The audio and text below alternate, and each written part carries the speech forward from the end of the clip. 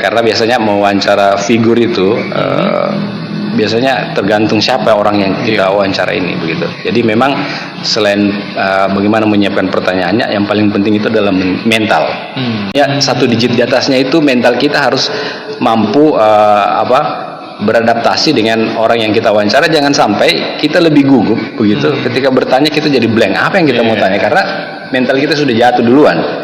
Nah itu maksud saya, kita harus satu digit di atas orang yang kita wawancara itu. Selain bekal pertanyaan apa yang kita jawab, kita siapkan, mental kita juga harus lebih siap, begitu kan? Jangan sampai kita host yang diwawancara narasumber gitu. Kebalik kawan. Nah, caranya seperti apa? Kalau pengalaman saya sih sebenarnya, ketika mau wawancara misalnya public figure apa dia politisi, saya harus browsing dulu orang ini siapa. Oh dia politisi, misalnya dia di partai ini, kemudian hobi dia apa. Saya harus ada referensi dulu. Jadi saya harus punya macam riset dulu, orangnya ini bagaimana. Kalau perlu cari tahu misalnya hobinya apa begitu. Dia punya anak berapa, dia punya, supaya ketika kita wawancara lebih santai. Karena tapi kalau di podcast itu kita lebih santai. Jadi ya cobalah teman-teman nonton podcast yang sudah besar kayak Deddy Kobuser, kemudian Denny Sumargo, gitu. Jadi pengalaman saya sih begitu, tidak ada pelatihan khusus sebenarnya.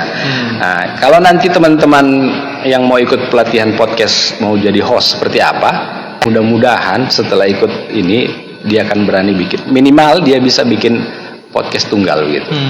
Misalkan dia punya konten, saya mau buat deh setelah ikut pelatihan Nextin dan Radar Sulteng, saya mau bikin nama podcastnya misalnya curhat gitu. Jadi dia cerita misalnya sesuatu yang dari temannya, misalnya temannya cerita ke dia, kemudian dia buatkan podcast, dia cerita begitu. Boleh saya kira.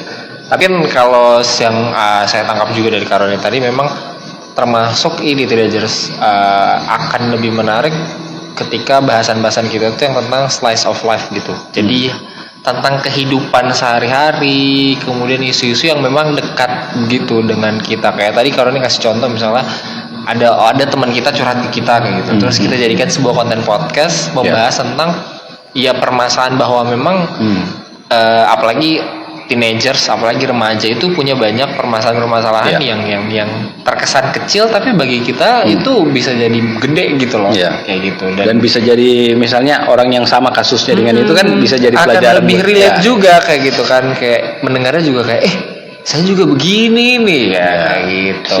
Saya itu ada podcast saya soal podcast tunggal, ngomong-ngomong sendiri begitu, tapi bahas sesuatu termasuk curhatan teman saya soal dia di ghosting. Ada itu. Di ghosting kawan. Ayo. Cuma mungkin karena saya om-om, bapak-bapak yang membawakan itu kurang menarik.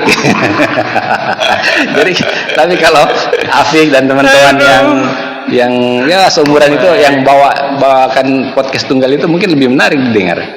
Ini om-om bawa podcast soal ghosting. Ghosting dibawakan oleh seorang bapak-bapak yang sudah beristri dan beranak.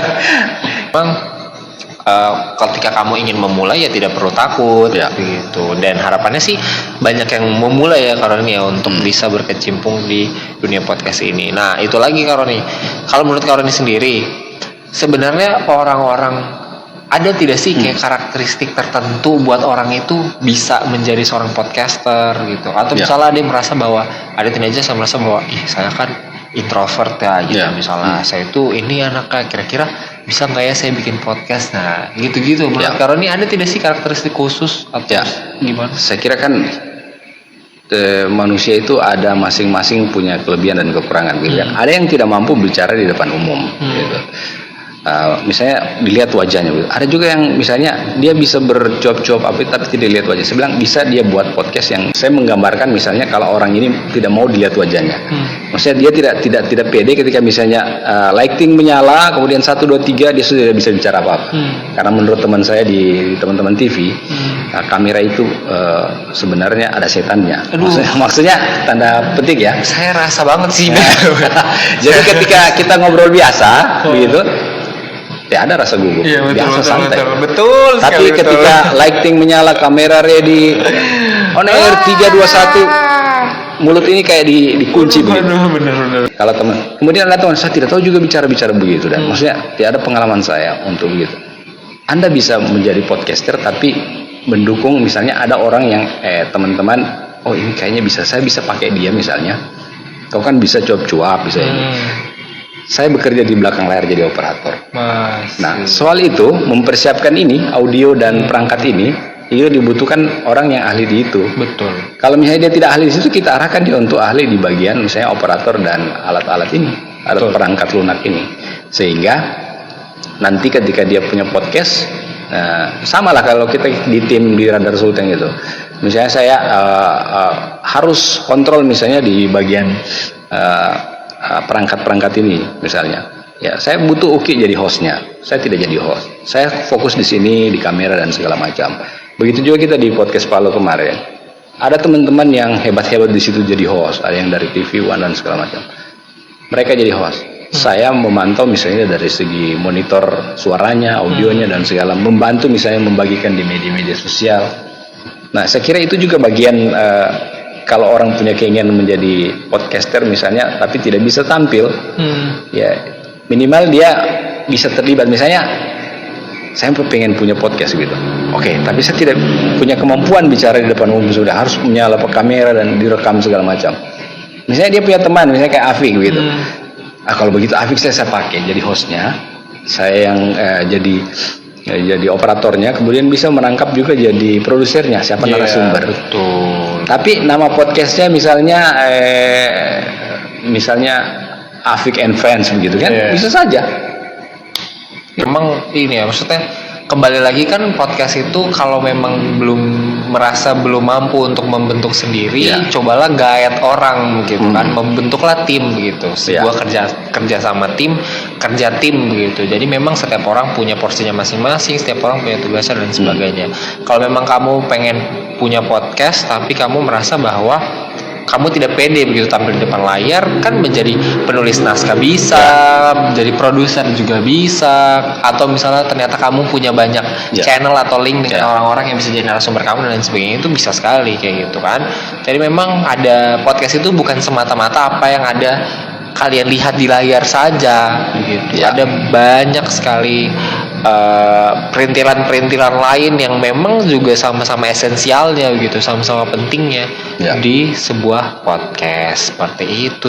Nah, Berani mungkin sekalian menutup juga sih untuk terakhir kita, boleh nih kasih boleh closing statement, boleh final statement atau apapun lah itu yang karena mau definisikan seperti apa.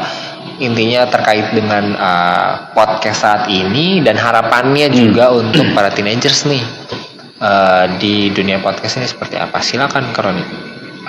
Kalau saya sih jangan pernah takut mencoba begitu, termasuk mencoba untuk membuat podcast. Karena kita hidup di era teknologi yang semakin cepat gitu. Khususnya teman-teman yang anak muda itu harusnya mengisi waktu mudanya itu dengan hal-hal yang begini, ketimbang misalnya kita terpengaruh hal-hal yang negatif, misalnya ikut-ikutan misalnya jadi balapan liar, ikut-ikutan misalnya mengonsumsi narkoba. Nah, kalau kita membuat sesuatu, karena muda itu dia lebih aktif, dia harus diisi dengan sesuatu. Kalau diisi sesuatu yang bermanfaat, misalnya membuat podcast itu kan waktu akan tergerus di situ, kemudian ini hal yang positif begitu, dan juga bisa membranding personal branding teman-teman. Jadi manfaatkanlah teknologi yang ada, akun-akun media sosial Anda dengan hal-hal yang positif.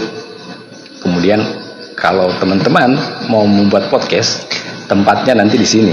Betul. Mau belajar, sama-sama kita belajar. Betul sekali. Biar kita punya akun-akun yang positif buat untuk membangun. Ya, betul sekali. Indonesia dan Palu. Palu, Sulawesi Tengah dan Indonesia. Jangan lupa kayak gitu, oke? Itu saja sih sepertinya sore hari ini. Saya Afik, terima kasih sudah menyaksikan kami di sini, oke? Dan kita akan sampai jumpa, bertemu lagi di podcast Klub Belajar selanjutnya, oke? Terima kasih. Bye. Selamat sore.